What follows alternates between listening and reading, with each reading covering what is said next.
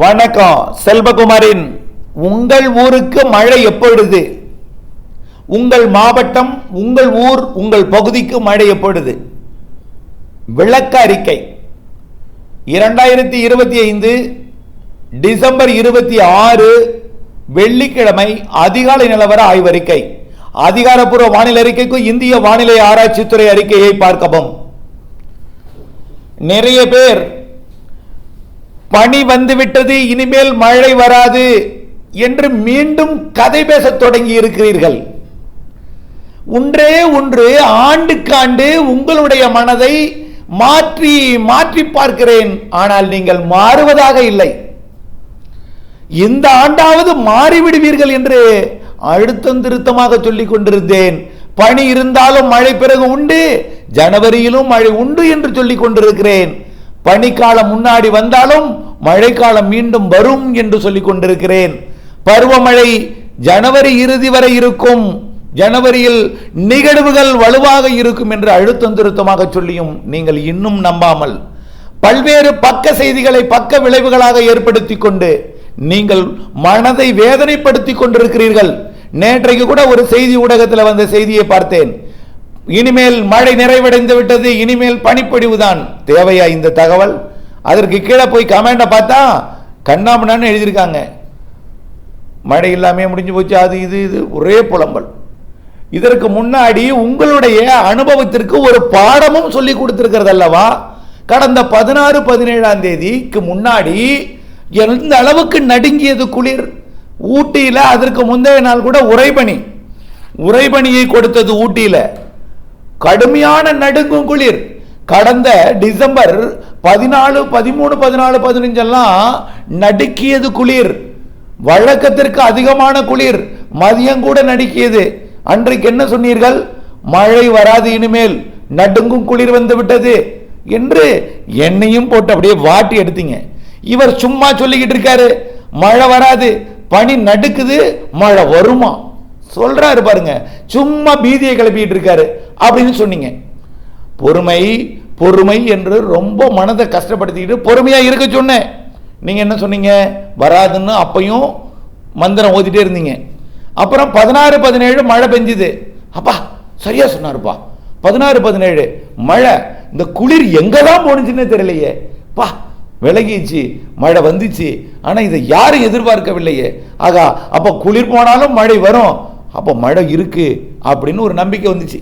மறுபடியும் 29ஆம் தேதிக்கு மேல மழை, கிறிஸ்துமஸுக்கு அப்புறம் மழை மழை மழைன்னு சொல்லிக்கிட்டே இருந்தா நாள் நவர மாட்டேங்குது. கால் பண்ணி கேட்கிறவங்களுக்கெல்லாம் மெதுவாக தாங்க வரும், கிறிஸ்துமஸுக்கு பிறகுதான் வரும். 28க்கு மேல தான் 2 நாள் லேட்டா, 29ஆம் தேதி வாக்கில் தான் இலங்கைக்கு வரும். 30, 31, ஜனவரி 1, 2 தேதிகளில் வரும். முடிந்தா கட்டி இழுத்துட்டு வந்துடலாம். அப்படிப்பட்ட வாய்ப்பாக அமையாது. அது வரும்பொழுது வந்துடும். கண்டிப்பா கிறிஸ்துமஸுக்கு பிறகு மாத இறுதியில் வரும் பொறுமைன்னு சொன்னோம். அப்புறம் என்ன சொன்னீங்க? பனி வந்துருச்சு, மழை வராது, மார்கழி பனிக்கு பிறகு மழை வந்த காலமே இல்லை அப்படின்னு பழமொழிகளை சொல்லிட்டு இருந்தீங்க. நேற்றைக்கு கூட சொல்லிட்டு இருக்கீங்க. அதை கேட்டு 1000 பேர் எனக்கு அழைப்பு. சும்மா சின்ன சின்ன தகவல்கள் எல்லாம் கேட்டுட்டு மனதை போட்டு குழப்பிக்கொண்டு மீண்டும் மீண்டும் கைபேசி அழைத்து மழை வராது என்ற நம்பிக்கையை நீங்களே ஏற்படுத்தி கொண்டு கவலை ஏற்படுத்திக்கிறீங்க. மழை தேவை என்பவர்களுக்கு மழை வராது என்று சொன்னால் கவலை, மழை வேண்டாம் என்று சொல்பவருக்கு மழை வரும் என்று சொன்னால் கவலை. என்ன செய்ய? உண்மை என்னவென்றால் கண்டிப்பாக மழை பொழியும், பனி வந்தாலும் மழை வரும்.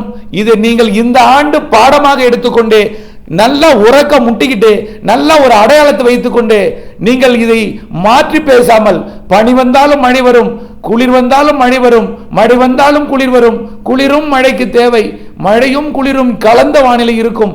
இதை நம்ம எங்காவது இடத்துல அலையாளப்பச்சுக்கிட்டு அதை நினைச்சுக்கிட்டே இருங்க, மாத்தி மாத்தி பேசாதீங்க. அதன்படியில வரக்கூடிய இந்த மாத இறுதி நாட்களிலே மழை வரப்போகிறது. எங்க வரப்போகிறது? இன்றிலிருந்து இன்றைக்கு 26ஆம் தேதியிலிருந்து ஆங்காங்கே தூரும் நினைக்கும். நேற்றைக்கே திருவண்ணாமலையில் ஒரு சில இடங்களில் தூறல் காணப்பட்டிருக்கிறது, மயிலாடுதுறையில் ஒரு சில இடங்களில் தூறல் காணப்பட்டிருக்கிறது. இன்றைக்கும் ஆங்காங்கே தூறல் நினைக்கும். இந்த தூறல் நினைப்பிற்கு காரணம் குமரிக்கடலுக்கு தெற்கே இருக்கக்கூடிய ஒரு காற்று சுழற்சி, ஏற்கனவே இருந்த காற்று சுழற்சியில் ஒரு பிரிந்த ஒரு சிறிய சுழற்சி, ஏற்கனவே முழுமையான வலுவான சுழற்சி சுமத்ரா தீவை நோக்கி போய் அங்கிருந்து சுழற்சியோட இணைந்து வரப்போகுது. அதனால இப்ப இருக்கிற சுழற்சி இன்னைக்கு நாளைக்கும் தூரல் நனைக்கும் மழைப்பொழிவை கொடுத்தாலும் அந்த நிகழ்வு தீவிரமடைந்து வரக்கூடிய 29ஆம் தேதி இலங்கைக்கு மழைப்பொழிவை தொடக்கம், 29ஆம் தேதி தமிழ்நாட்டுக்கு ஆங்காங்கே மீண்டும் மேகமூட்ட தூறலை கொடுக்கும், ஆங்காங்கே கொடுக்கும். சரி, 30ஆம் தேதி இலங்கைக்கு கனமழை, 30, 31, 1, 2 இலங்கைக்கு மிக கனமழை. தமிழ்நாட்டை பொறுத்த வரைக்கும் இப்பொழுது வரைக்கும் அது எங்கே ஏறி எப்படி மழைப்பொழிவை கொடுக்கும் என்று பார்க்கும் பொழுது கிழக்கு காற்றுல 2 விதமான கிழக்கு காற்று இருக்கு. மியான்மர் வழியா வரக்கூடியது வடதுருவ குளிரலை, அது சென்னையிலிருந்து மயிலாடுதுறை வரை வந்து ஏறும். சென்னையிலிருந்து திருவள்ளூர் மாவட்டம் தமிழ்நாட்டை பொறுத்த வரைக்கும் திருவள்ளூரிலிருந்து மயிலாடுதுறை வரை வந்து ஏறுவது குளிர்காற்று.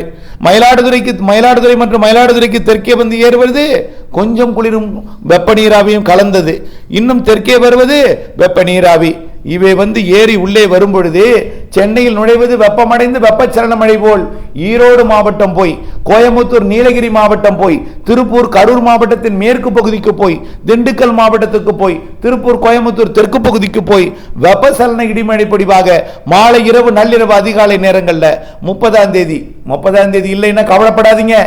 30ஆம் தேதி வரலைன்னா வராம போயிடும். 30ஆம் தேதி வரும்னு சொன்னாரு, ராத்திரி ஆயிட்டு 7 ஆயிட்டு 8 ஆயிட்டு இது வராது, இது சும்மா டுபாக்கூர் வானிலையாளர், இவர் சும்மா சொல்லிட்டு இருக்காரு வராது, பனி வந்துருச்சு வராது அப்படின்னு புலம்ப ஆரம்பிச்சிருவீங்க. சொல்றதை கேளுங்க. 30ஆம் தேதி ஒரு இடத்துல பெய்யும், அது உங்களுக்கு தெரியாது. 31ஆம் தேதி பரவலாக பெய்யும், அது தென் மாவட்டங்கள், மேற்கு தொடர்ச்சி மலை மாவட்டங்கள் எல்லாமே பரவலா பெய்யும். டெல்டா மாவட்டங்களுக்கு 30, 31, அதுலயும் வடக்கு டெல்டாவை விட தெற்கு டெல்டா 30, 31 உறுதியாக இருக்கு. வடக்கு டெல்டாவிற்கு கொஞ்சம் குறைவாக இருந்தாலும் மழை இருக்கும், அதை விட கொஞ்சம் வடக்கே போனால் இன்னும் குறைவாக இருந்தாலும் லேசான நனைக்கும் மழை எல்லாம் இருக்கும். மழை என்று சொன்னால் நல்ல மழை உறுதியாக எதிர்பார்க்கக்கூடியது. சார் என்ன சார் பெய்யாதுன்னு சொன்னீங்க, இப்போ வந்து மயிலாடுதுறைக்கு வடக்கையும் வந்து பெய்யுதுன்னா பெய்யலாம். அந்த நேரத்து வானிலை செட்டிங்கை பொறுத்து இப்ப இருக்கிறது சுமத்ரா தீவரிகை சுமார் 2200 கிலோமீட்டர் தொலைவில் இருக்கக்கூடிய நிகழ்வை பற்றி நான் பேசிக் கொண்டிருக்கிறேன்.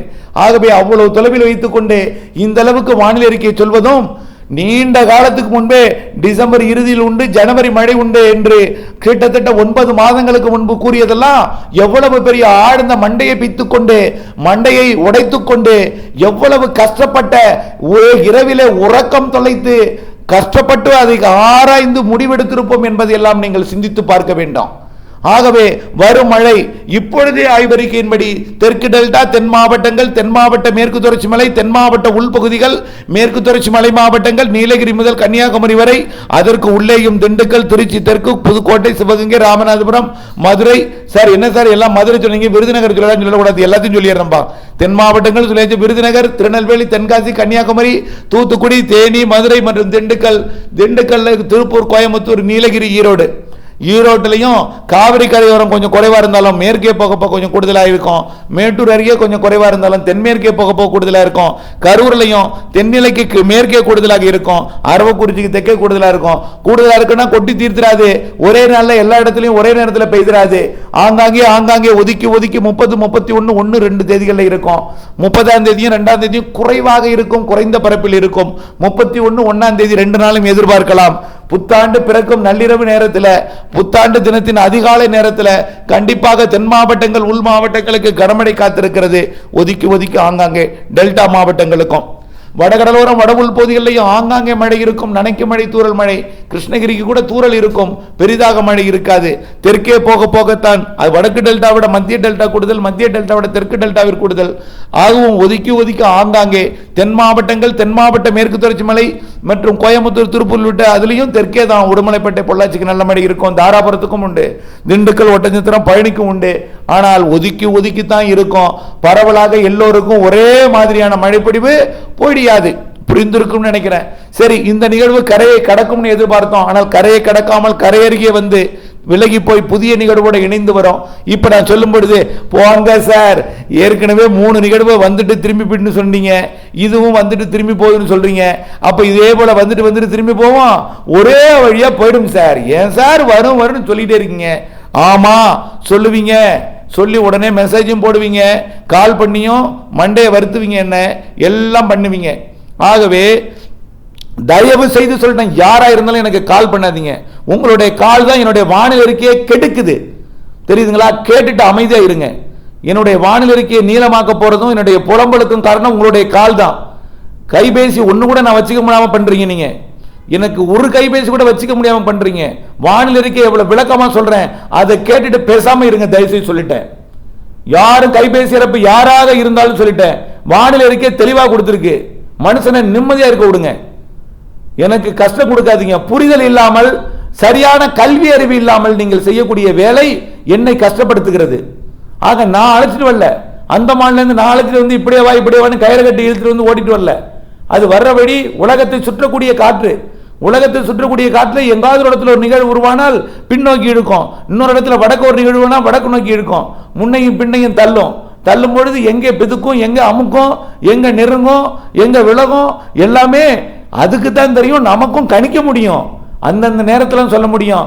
இப்படி நீண்ட கால அறிக்கையில் ஜனவரி மழை உண்டுன்னு சொல்றதே பெருசு, டிசம்பர் இறுதியில் மழை உண்டுன்னு சொல்றதே பெருசு. ஜனவரி மாதத்தில் நிகழ்வு இருக்கு, பொறுத்திருங்கள், கண்டிப்பா கனமழை இருக்கு. குளிர்காலம் விலைக்கு மலர்காலம் வரும். சார் குளிர்காலம் விலை மழை காலம் வரும்னு சொன்னீங்க, என்ன சார் குளிர்துன்னு குளிரானே கேட்பீங்க. குளிரும் உண்டு, மழையும் உண்டு, பனியும் உண்டு, மழையும் உண்டு.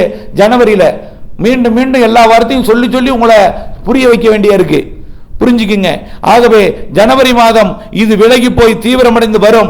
கடக்க முடியாமல் தான் இருக்கிறது, ஆனால் கடக்கும் இடம் தெரிந்து விட்டது. அதுக்கு இலங்கை அருகே தான், குமரி கடல் அருகே தான், இலங்கை சுற்றுவட்டார கடற்பகுதி அருகே தான், தென் மாவட்டங்கள் வழியாதான் அல்லது குமரி கடல் வழியாதான். புரிஞ்சுக்குங்க. முதல்ல அது கடப்பது என்பது, நகர்வது என்பது மேற்கு நோக்கி நகரும் பொழுது வரக்கூடிய முதல் வாரத்தின் 5ஆம் தேதிக்கு மேல, அது 5ஆம் தேதி நான் எதுக்கு நான் சொல்லலைன்னா 5ஆம் தேதி கூட வரலாம், 6ஆம் தேதி கூட வரலாம், 7ஆம் தேதி கூட வரலாம்.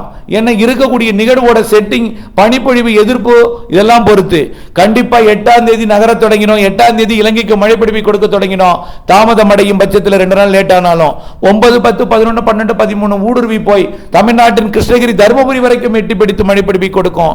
ஆந்திர பிரதேச கடலோரத்துக்கும் கொடுக்கும், தமிழ்நாட்டின் வடகடலோரத்துக்கும் கொடுக்கும், சென்னைக்கும் கொடுக்கும், மண்ணைக்கும் கொடுக்கும், கோவைக்கும் கொடுக்கும், திருச்சிக்கும் கொடுக்கும், மதுரைக்கும் கொடுக்கும், நாகர்கோவிலுக்கும் கொடுக்கும், கிருஷ்ணகிரி, நீலகிரிக்கும் கொடுக்கும். அப்ப எப்போ? பொங்கலுக்கு முன் 2வது வாரம், முதல் வாரத்தின் பிற்பகுதி. ஆக இது முடியறதுக்கு 2ஆம் தேதி ஆயிடும். அது தொடங்கிறதுக்கு 5ஆம் தேதிக்கு பிறகு 6 வரலாம், 7 வரலாம். கண்டிப்பா தாமதம் இடம்பெறு 8 வந்துடும். கண்டிப்பா 8ஆம் தேதி இரவு இலங்கைக்கு கண்டிப்பா மழைப்பிடிப்பை தொடக்கும். 9, 10, 11, 12 தமிழ்நாட்டுக்கானது நிறைய மழைப்பிடிப்பை தரக்கூடியது. ஆகவே சார் குள நிரப்புமான்னு கேட்டா, குள நிரப்புன்னு சொன்னா மக்காச்சோளம் போட்டிருக்கவங்களாம், அங்கிருந்து பனிக்கடலை போட்டிருக்கவங்களாம் ஒரே சீரா சீருவாங்க. நிலக்கடலை போட்டிருக்கவங்களும் புரிஞ்சுக்குங்க, வார்த்தைகளை பயன்படுத்திக்கணும். வலுவான நிகழ்வு, வலுவான மழைன்னு நீங்க தான் புரிஞ்சுக்கணும். குளம் நிரப்புமா அப்படின்னு நான் சொல்லணும்னு வச்சுங்களேன், என்ன இந்த குளம் நிரப்புங்கிற வார்த்தையே காணோம், அப்ப குளம் நிரம்பாதா? அடுத்த ஒரு வார்த்தை வருது, புரிஞ்சுக்குங்க. மனிதன் தான், நான் மனிதன் என்பதை புரிந்து கொள்ளுங்கள். நான் இறைவன் அல்ல, நிகழ்வை அழைத்து கொண்டு வருபவன் அல்ல. இறைவன் இவ்வளவு நாளைக்கு முன்னாடி சொல்றவன் இப்படி சொல்றானேங்கிறது ஒரு நன்றி விசுவாசம் கூட இல்லை. ஐயோ, நீங்க வேற யாராவது சொல்றதை நீங்க கேட்டுங்கன்னு சொன்னா ஐயோ மன்னிச்சிருங்கிறீங்க. ஏன்னா அப்பதான் சிந்திச்சு பாக்குறீங்க, இந்த நீண்ட கால அறிக்கையெல்லாம் நமக்கு கிடைக்காது, நீண்ட காலமா இப்படி எல்லாம் கிடைக்காதுன்னு அப்பதான் சிந்திச்சு பார்த்து மன்னிச்சிருன்னு காலில் விடுவீங்க. எனக்கு காலிலே விட வேண்டாம், நீங்க திட்டவும் வேண்டாம். தயவுசெய்து புரிஞ்சுக்குங்க, பொறுமை வேண்டும். இந்த மாதம் 30, 31, ஜனவரி 1, 2 1, 2 வந்து 29 2ஆம் தேதி இலங்கைக்கு தான். 30, 31, 1 30ஆம் தேதி பொழுது விடிஞ்சது வந்துடாது, ராத்திரி வரும். 31, 1ஆம் தேதி விடிய காலையில், 30ஆம் தேதி இரவு கண்டிப்பா இருக்கும். வடக்கே இல்லை, தெற்கையும் உள்ளேயும் மேற்கையும். வடக்கே அடுத்த நிகழ்வு வந்து வலிமையாக கொடுக்கும், நிறைய மழைப்பிடிப்பை கொடுக்கும், தென் மாவட்டங்களுக்கு நிறைய மழைப்பிடிப்பை கொடுக்கும். புரிதல் வேண்டும். இதுதான் உங்களுடைய கடைசியாக இருக்கட்டும். எனக்கு கைபேசி அழைக்க வானிலை அறிக்கை தெளிவா கொடுத்திருக்கேன், அதை பார்த்துங்க. நானும் என் குடும்பத்துக்கும் எங்க குடும்பத்துக்கும் பேசிக்கிறதுக்கு ஒரு போன் வேணும். அந்த போனை தெரியாம உங்களுக்கு கொடுத்துட்டு என்ன போட்டு வறுத்து எடுக்கிறீங்க, தேவையில்லாம இரவு தூக்கத்தை தொலைக்கிறீங்க. இதுவே உங்களுக்கு சொன்ன இதாக இருக்கணும். புரிதல் வேண்டும். அறிக்கை தெளிவா கொடுத்துட்டு இருக்கேன். உங்களுக்கு இறுதி வரை நான் நிம்மதியா சரியான அறிக்கை கொடுக்கணும்னா அமைதியா இருக்க அன்போடு கேட்டுக்கொள்கிறேன். நன்றி.